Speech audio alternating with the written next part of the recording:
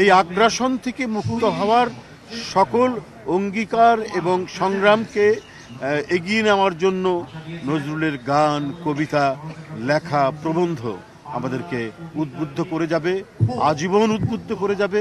পৃথিবীতে যতদিন অন্যায় অবিচার থাকবে ততদিন নজরুল অত্যন্ত প্রাসঙ্গিক। শুধু তাই নয়, পৃথিবীকে ভালোবাসাময় করতে গেলে নজরুল আরও বেশি প্রাসঙ্গিক।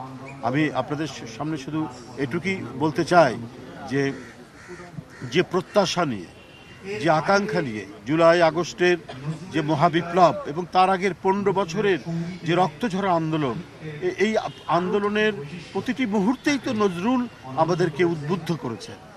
নজরুল আমাদের শত আঘাতের মধ্যেও আমরা বেঁচে থাকার প্রেরণা পেয়েছি নজরুলের কাছ থেকে।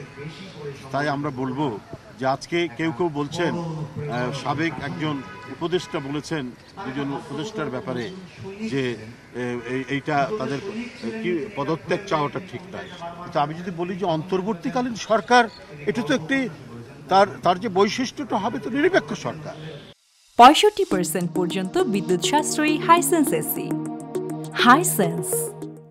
এই সরকার যদি কোনো একটি বিশেষ রাজনৈতিক দল গঠন করার ক্ষেত্রে তাদেরকে কি বলে যে মানে পানি সিঞ্চন করে সে চারাগাছ থেকে মহিরুহিতে পরিণত করার দায়িত্ব তো অন্তর্বর্তীকালীন সরকারের নয়, বরং তারা নিরপেক্ষভাবে দায়িত্ব পালন করবে।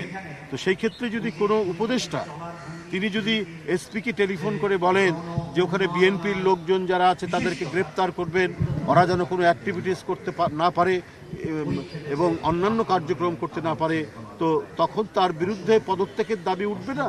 নিশ্চয়ই উঠবে।